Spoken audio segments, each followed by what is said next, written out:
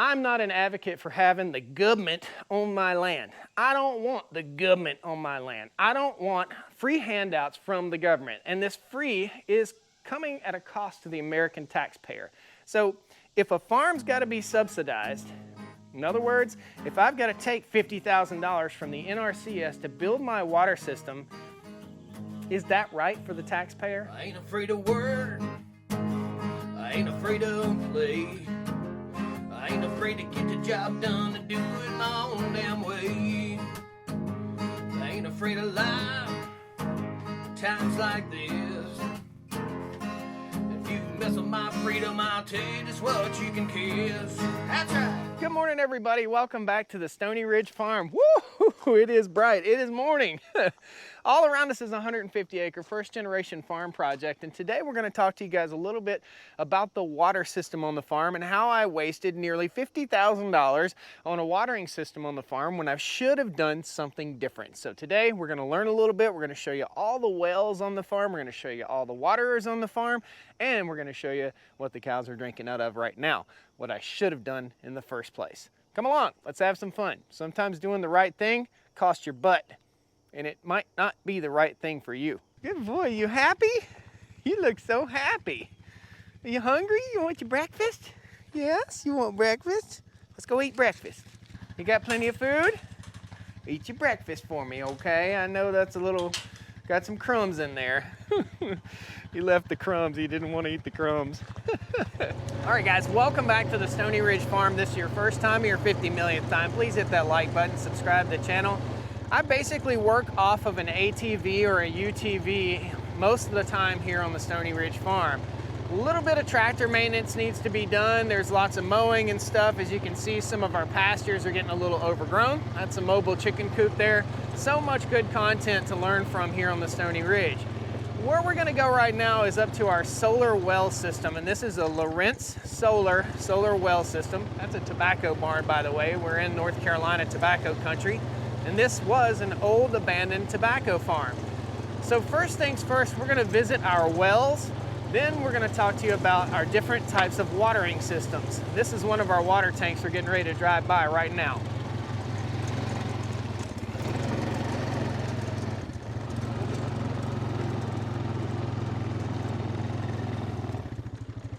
So right here is the water system for the cattle, for all livestock. The entire livestock operation depends on this water system. How much money did I spend on this water system? That is the question that I get asked a whole lot.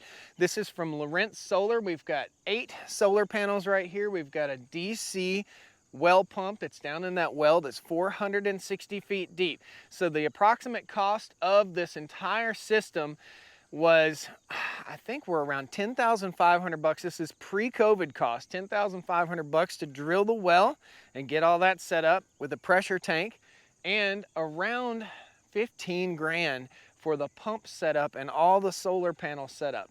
This water system feeds all the water tanks throughout the whole farm, and we have water pipe as far away as almost 1.5 miles over on the other side of the farm, feeding some Mirafount frost-free waterers. We're in North Carolina here, where the temperatures really don't get too much below zero, so we really don't have to think about busting ice out of water tanks, and that's super important. Now I'm going to take you and show you how this works. This pumps water to a cistern, which is a tank right up here, and I'll roll some footage of installing that tank. This 1,000-gallon tank. It's not made to be submerged in the ground, but we did dig down below the frost line to about 18 inches, and we set it down on a bed of compacted soil and sand, and that water tank serves the whole farm. In other words, this well only has to pump up to that tank, and that tank holds 1,000 gallons. Water falls via gravity out to every one of the waterers here on the Stoney Ridge Farm. Now, we have 2 more wells. We'll visit those here in just a second, so bear with me. First thing we're gonna do, we're gonna zip over and we'll show you guys a tire water tank. And a tire water tank is pretty cool. We'll pop up some footage about this. I've talked about this several times on the channel, but I think it's super important to keep revisiting this because I think it's smart and it's gonna save you money. So stick around to the end and I'll tell you what you can do to really save yourself some money, and it involves buying land with creeks and water already in place. Now, what's the right thing to do? The right thing to do for our environment is to make sure that our animals stay out of the waterways. In other words, we don't want to put a lot of animal pressure in our creeks and waterways. There is money out there through the NRCS, which is the Natural Resource Conservation Service, I think is what it's called. There's money out there if you have creeks on your property and the cows have access to those creeks. There's money out there for you to build a water system. Now, do I want the government on my property being able to inspect my water system and having to play by their rules? No. Did I spend a bunch of money on a water system? Yes, I installed this all myself. So we've got about $50,000 in our water system here on the Stoney Ridge Farm, and that is to prevent the cows from getting in the creek. Now, when the well pump ain't working up there, when we don't have any sunshine, it ain't pumping, which is concerning, very concerning, especially when you've got 50 cows and they're drinking approximately 10 to 25, even 30 gallons of water per cow per day in the hot summertime. In the wintertime, they're probably drinking closer to 12 gallons per day. Let's just say 15 gallons per day per cow on the Stoney Ridge Farm. 15 gallons per day times 365 days, we'll do the math right here, and that's how many gallons of water that we utilize here on the Stoney Ridge Farm per year. It's insane. It's a crazy amount of water, right? Now, is that wasting water? We get that comment a whole lot. Cattle are the biggest wasters of water, livestock wastewater. Well, it goes in the cow and it comes out of the cow. It doesn't just stay in the cow. If it did, the cow would be as big as that water tank up there, right? Or bigger than that water tank. It goes in the cow and it pops out the backside of the cow and it feeds the pasture and helps keep things green here on the Stoney Ridge Farm, on your farm, on any property. The only really adverse effect from cattle consuming a massive amount of water is on a feedlot, when it's just all urine and wet manure and it causes an environmental problem. Are cows on a small farm like this going to be detrimental to the watershed and the creeks? And the answer is absolutely not. Do you see any mud on this farm? Do you see any spots where the land is very bare? Do you see concrete on this farm? No, you don't see that. This is a place where the land absorbs and filters through the manure and it feeds the soil and feeds the land. Having a grazing animal on the Stoney Ridge Farm has brought more wildlife, has brought better grass, has built topsoil. Everything that we're doing here has helped the land, including allowing the cows to drink from a pond up here. And we'll show you that pond. I don't want cows wading belly deep in a pond and pooping all in it, but they only have access to these areas for a very, very short period of time because we move the cows almost every 12 hours in the summertime, so we keep them on fresh, good forage. Now, let's show you this water tank. This here is a tire water tank, and this one needs a little bit of work. The PVC pipe that you see across here, it did have 3 PVC pipes, and that's to keep calves from jumping over in the pond. What did I learn here? So this is regular, standard, Schedule 40 PVC. The PVC pipe you need to use here needs to be UV tolerant. In other words, you need to use electrical PVC pipe. This is an old skidder tire. A skidder tire was taken apart. I cut the sidewall out of it. We cleaned it really good with soap and water, and we set this right here on a foundation of stone and rock dust. And in the inside, we poured concrete. There is a water line in here for a drain that runs out right down the hill, so whenever we want to drain the tank, and once a year we'll drain the tank, scrub it out real good, and then fill it back up. There is a Joby Megaflow valve right here, and this valve will keep this tank full. That valve, paired up with the well, keeps each one of these tanks full. Inside all of the tire water tanks is goldfish. And somewhere inside here is a goldfish or 2. We keep about 3 goldfish in there. They're actually inside this PVC pipe that's laying right here, and then there's a couple right there. So that keeps the tank filled with water and it also keeps the tank clean. So there's no mosquito larvae, there's no nastiness in this tank. It's not gonna be crystal clear water in a stock tank. It just isn't gonna be that, because the cows are chewing and eating grass and getting in there and spitting their cud out in there. It's just gonna be a little bit dingy looking. That's okay. Would I drink that water? Absolutely. Would I get the squirts? I don't know. But a cow's digestive system is different than a human's digestive system. If I drank that every day, then I wouldn't get the squirts, right? So next, let's go up and we'll take a look at a Mirafount water tank. And we'll talk to you more about what I did wrong here. And I wasted a pile of money on a water system here that may not have been necessary. So we've been to one well, and we're gonna visit the other 2 wells in just a second.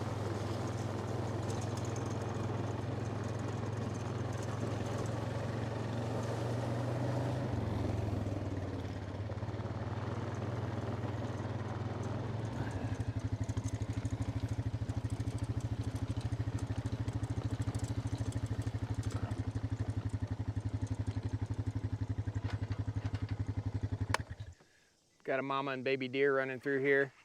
Chickens running everywhere. This is a moving farm, guys. Cows are moving all the time. Out in this pasture, I have 75 chickens. The cows were in here about a week ago. The chickens are in here and they're pecking through the manure pats and they're fertilizing the heck out of this pasture for me. So not only are we taking the grass that's here and fertilizing the land with the grass that the chickens eat, but they're also eating up all the bugs and worms and stuff like that that are in the cow manure, spreading out the manure and helping to feed the land. That's the mobile coop. There's more on that to come. I'll post a link at the end of this video to the mobile coop build. So this is the water setup, and each one of the water tanks has posts around it just like this. Let me just show you. So there are 4 posts. 1, 2, 3, 4. This pasture is sectioned off into 4 sections. So there will be a wire right here. This will be a section. This will be a section. That will be a section, and that will be a section. The cows, again, are on these sections for about 12 hours. In that 12-hour period, they only have time to nip out the tops of the grass. When they nip out the top, they don't get down there where the worm load is too heavy. They don't eat the grass down too low, and therefore we don't have to deworm our cattle, which is awesome. This is called a Mirafount 3390. Easy enough, says it right there. Underneath here is a valve system, guys, and I'll post a little bit of content about how this thing was installed, maybe the whole segment on the install for this. So this is a concrete pad that I installed right here. I mixed these bags by hand, put this in, built a little form, and dressed it all up. It's a little rough so that the cows don't have any trouble standing on it. We don't want to make it so big that the cows lounge around the water tank right here. We want to make it to where the cows step up on here, they drink a little bit, and then they step away. Well, how does a cow drink out of this, you might be asking? Right here is a blue ball, and this blue ball is floating in the inside of this tank. The cow pushes down on the blue ball and accesses the water to the tank. This is called a Mirafount frost-free water tank. Down in the ground underneath this is called a heat tube. The heat tube draws heat up from the temperature of the soil. So we have a frost line that's pretty high here. It's about 16 inches. That goes down about 48 inches into the soil and draws heat up from the land through convection into this Mirafount water tank area, and it keeps it from freezing. We've had temperatures below 0 and we've had no problem with freezing whatsoever. The only thing that freezes is a little line of frost we'll get right here, but that big old 1,400-pound cow has no trouble breaking that free and popping that loose. Now, do we have any goldfish in these Mirafount water tanks? No, we don't. The reason we don't is because that seals the top and it keeps the mosquito larvae out. It keeps all the trash out of the tank, and we can drive right through our pastures and we know beyond the shadow of a doubt that this tank is full of water because the 2 blue balls are floating. That's how that works. Let's go take a look at the different wells that are on the farm. You've already seen the solar well. We've got 2 more wells, and we'll talk about what we're going to do in the future to make those wells a little bit more usable in case we have cloudy days. Buck, buck, buck, buck, buck.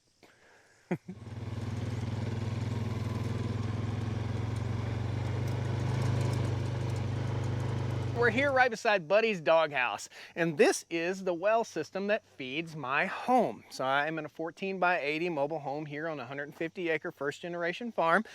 This well is 360 feet deep and provides about 2 gallons per minute. This well will be, in the very near future, interconnected with the other well. Let me show you. So we're going to trench from this insulated rock, and this is an insulated well cover right here. It looks like a big fake rock. In case you see a big fake rock somewhere out in the country, that's what that is. We're going to trench right through here, right over to there, where the water lines go through. So we look real close.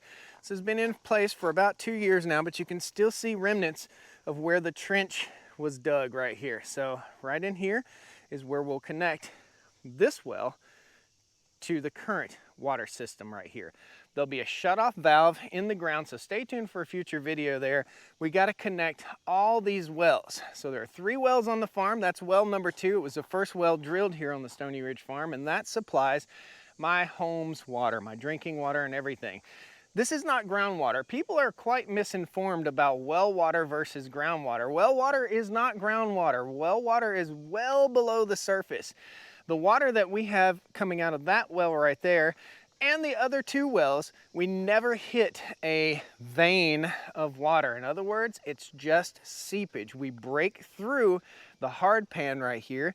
We go all the way in through the bedrock and way down 360 to 480 feet. 480 feet, let's give you an idea. That's all the way to them trees down there. That's how deep it is.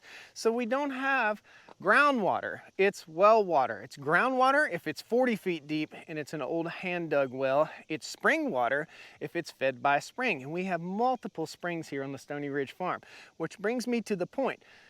When you're buying your farm property, make sure you have a lot of water. There are 6 creeks on this property, guys, and here is where I messed up. Well, I'll tell you where I messed up once we go look at the other well. There's a well up here by the mega shop.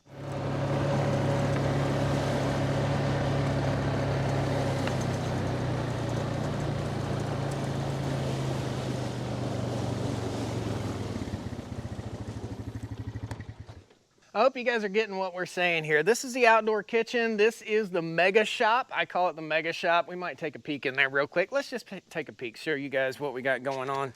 This is gonna be a barn dominium home, okay? This will be the house portion, and that will be the shop portion. This is a 50 by 112 foot building from our friends at DWS Steel Structures. This is from Carolina Barn Builders, and this is the outdoor kitchen. It's all timber frame with Douglas fir. We drilled a well right here, and people questioned me drilling this well so close to this building. It's an agricultural building. It's an agricultural well. This well has a Bison pump on it, and this is called a Bison pump. Very, very simple. It's a hand pump that we can utilize, and it'll actually hook to the pressure tank inside the building if we need to do that.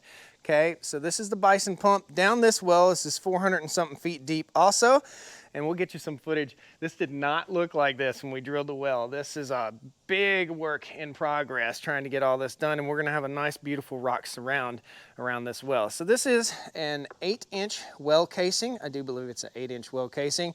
And down in that well is a pump. It's powered by the shop right there, okay?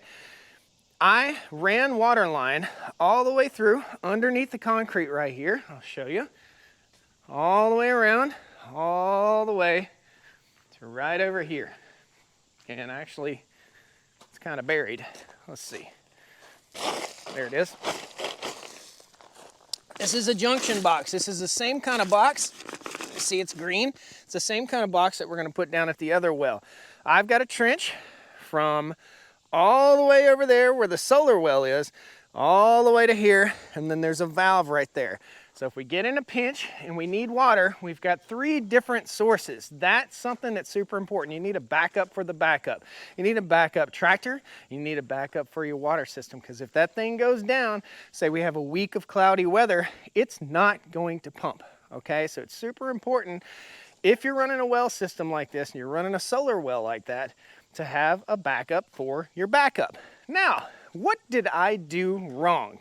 Here's what I did wrong, and you guys aren't gonna believe this, but The cows are down drinking out of the creek right now, and I wasted so much money. It's unbelievable the amount of money that I wasted by fencing out the creeks here on the Stoney Ridge. So what did I do? How did I mess up? Here's how I messed up. I wanted to do the right thing on this farm. I wanted to do the right thing on this property. So when I set out to build my fences, which cost somewhere in the neighborhood of $300,000 to build fences on the Stoney Ridge farm, when I started clearing land to build my fences, I integrated my water system into that plan. And the plan was to keep the cows out of every single waterway here on the farm. Was that the wrong thing to do? No, it wasn't the wrong thing to do ecologically. Was it the right thing to do financially? No, it was the wrong thing to do financially. If I had to do this over again, I would have fenced in my creeks. I've got 6 creeks, which is a massive amount of water. A creek crossing with a fence is always a trouble spot. So it's something that makes maintenance on the farm just a little bit higher. But if I could have fenced in all of my creeks here on the Stoney Ridge farm, I would have saved myself nearly $50,000 by utilizing the resources that were on the land. Everything that I'd read and all the folks that I'd followed on any type of farming forum always spoke about the ecological disaster that animals pose to a watershed or a creek system. When it comes down to it, my cows are in this paddock right here, and it has no infrastructure for water. It has a pond. I say infrastructure, man-built infrastructure. It has a pond up on the top of the hill, and it has a creek that runs right down through there. The creek is spring-fed. The water bubbles up out of the ground. There are pools basically down here in the water, but the cows have a spot about this wide and about that deep to drink their water from. Do they lounge and lay around and poop all in the creek? No. When it's super hot outside, they lay down in the sandy bottoms where the creek keeps it nice and cool. Again, it's something to consider. Consider all of your resources on your property. You do need backups for backups, but if I had to do this again, I would have fenced in all of the creeks. At some point in time, it's not going to be legal to allow anything to drink from a creek. It's going to be illegal. Deer drink from these creeks, possums drink from these creeks, raccoons drink from these creeks, the dogs, the chickens even drink from these creeks, guys. It's super important to recognize your resources and utilize those resources. And if I had to do it over again, I would have fenced in my creek so that the cows could drink from the creek. It's important to know that the cows need to be less than 400 feet from the water source. So we would section off our pastures based upon the creek structure here on the Stoney Ridge farm. I hope this helped you guys. These are the water systems that are in place on the farm. I hope if you're going to drill a well and you're going to plan on fencing out the creeks, just understand you're going to have a huge amount of added expense.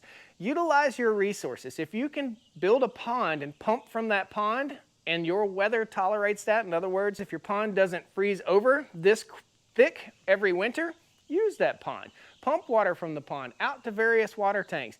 It's super important, again, like I said, to utilize your resources. Try to keep your animals from treading too heavily. In other words, if you see a spot where your cows are on the creek and they're tearing it up, get them out of there. Fence it in. Run a little poly wire around that, and you don't have any troubles whatsoever. I could have saved $50,000 by fencing in the creeks on this farm, but I didn't because I didn't know what the right thing was to do.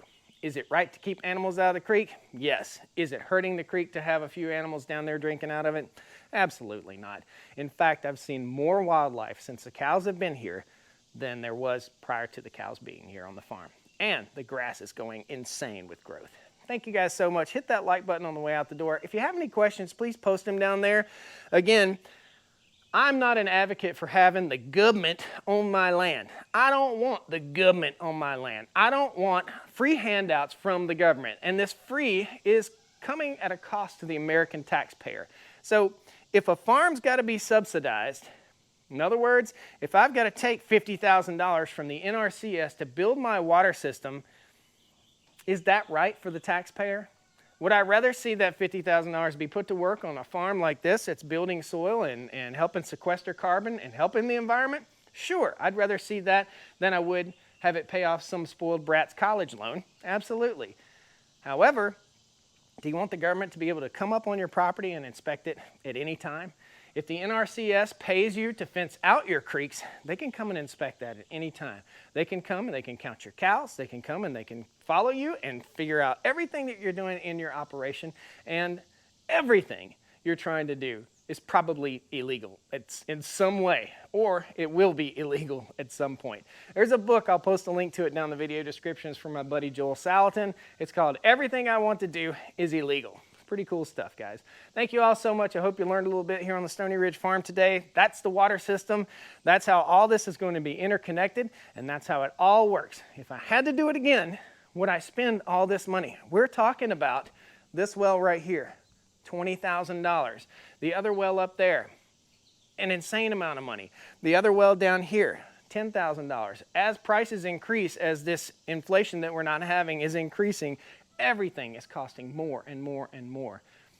It's just something to think about, guys. Thank you all so much. I'll see you next time on the Stoney Ridge. He left the crumbs. He didn't want to eat the crumbs. I'm the same way. Need to move that dirt. Gotta move that dirt. That dirt.